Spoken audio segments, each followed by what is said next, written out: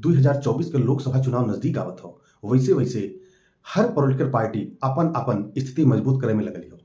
एक तरफ जहां सेंट्रल गवर्नमेंट अपन एनडीए के कैंप के मजबूत करत हो, हर जगह के विरोधी नेतन के तोड़ के अपने में मिलावे के प्रयास करत हो, वही तरीके से भारत के विपक्ष भी जौन इसमें बिखरा हुआ पड़ा हो, जौन इंडिया ब्लॉक सब बनाए रहना उनमें एकता नहीं दिखाई, नेता के प्रति समर्थन ना दिखाई, इस वजह से उम्मीद टूटअप होती हो। एक साथ ही साथ एक नया चीज अब शुरू हुई कि एक बार फिर से 2020 की ही तरह किसान आंदोलन फिर से शुरू हुई और ये चीज शुरू भलो पंजाब से। और वह समय 28 किसान के संगठन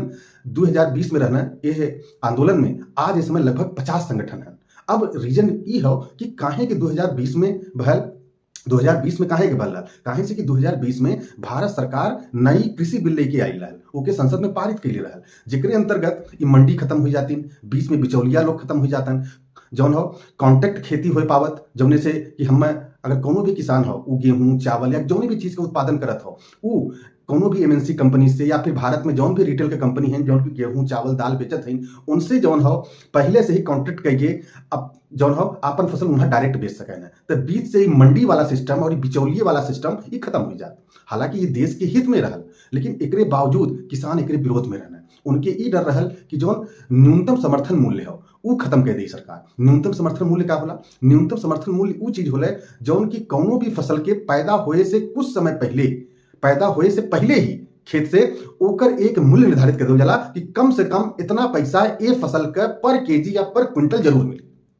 ये हर साल करल जाला। अब ऊपर ये सब सहमति चाहत रहना है। अंततः 2021 में भारत सरकार अपन कृषि बिल वापस ले ले और ये कानून के रद्द कर दिले, फिर आंदोलन हो जाला खत्म। लेकिन अब प्रश्न ये आवत हो कि अब 2024 में फिर से कैसे शुरू हुई है। अब शुरू ये हुई है कि वही समय जो न्यूनतम समर्थन मूल्य रहल, अब ये किसान संगठन चाहत हन या किसान चाहत हन कि इस पर कानून बन जाए कि हम हर एक फसल पर जौन हो न्यूनतम समर्थन मूल्य मिल के ही रही। और एक साथ ही साथ विपक्ष एक अविश्वास भी किसानों ने फैलेले हो भारत सरकार के खिलाफ,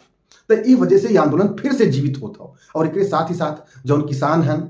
उन्हें पेंशन की व्यवस्था हो, और साथ ही जो लेबर हैं किसान के खेतों में जौन लोग मजदूरी करत हैं उनके भी पेंशन की व्यवस्था हो। और एक साथ ही साथ और भी बहुत प्रकार के ऐसी सुविधा हैं जौन की किसान संगठन चाहत हैं भारत सरकार से। यही वजह से ये आंदोलन फिर से पुनर्जीवित हुई हो। और एक पुनर्जीवित करे में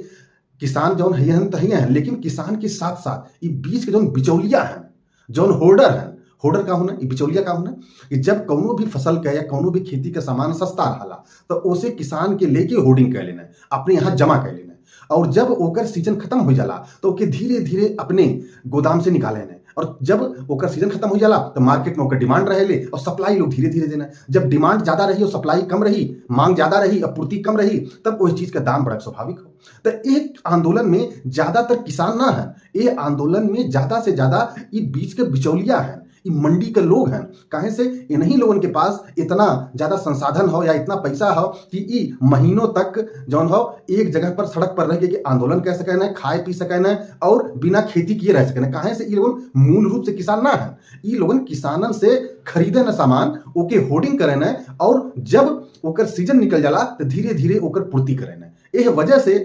फिर